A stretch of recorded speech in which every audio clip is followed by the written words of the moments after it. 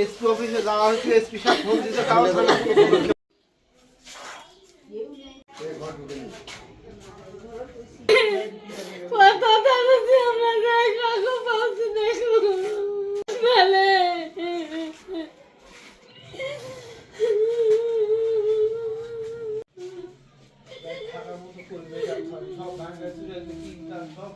ওই উপরের ছাপড়ার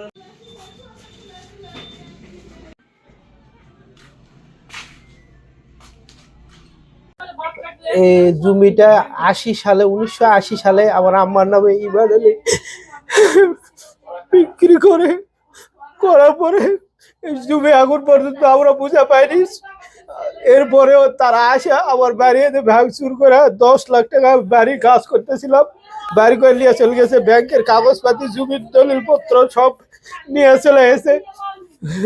40-50 জন লোক আসে, এগুলো নিয়ে চলে গেছে।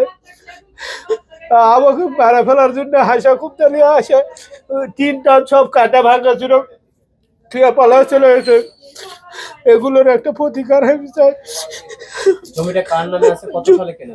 জমিটা মোহাম্মদ আলিয়ার নামে আছে, 1980 সালে কিনা। এখন পর্যন্ত সে জমি আমরা সঠিকভাবে পূরণ পাইনি। আমার আম্মা হয়, উনি আমার আম্মা হয়। এর পরিপ্রেক্ষিতে এগুলো ইমান আলীর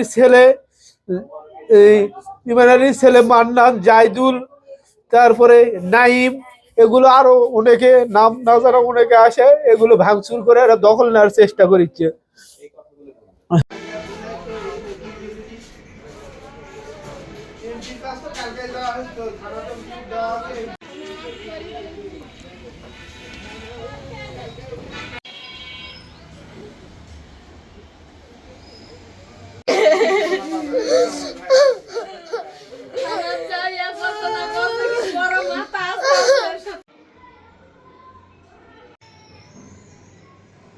ক্ষয়ক্ষতি 10 লক্ষ টাকা আমি ঋণ করে তুলিছিলাম, তুলা বাজার তুলছিলাম, পানি ফিটিং এর 1 লাখ টাকার মাল লেছি, সব পিঠা ভেঙে ফেলে দিয়েছে। আপনারা দেখেন, সব গোটা বাড়ি টিনের ছাপড়া মাপড়া পিঠা ভাঙ্গিছে, ভাঙ্গে বাসার মধ্যে ঢুকিছে, ঘরের মধ্যে যত আসবাবপত্র ছিল সব ভাঙ্গিছে, জমির দলিল পত্র, ব্যাংকের কাগজপাতি সম্পূর্ণ লিয়ে চলে গেছে, একটা মোটর সাইকেল লিয়ে চলে গেছে।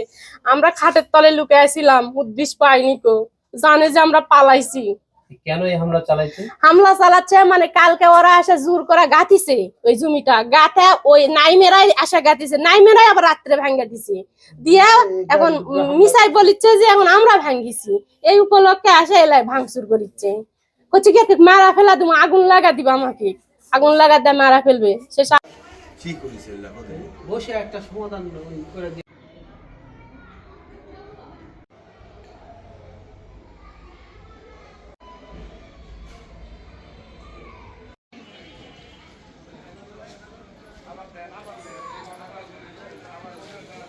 একবার আসতো, যদি কি হয়েছে থানাতে বছর মীমাংসা করবো, তাহলে আর এই অঘটন ঘটা পারতো না।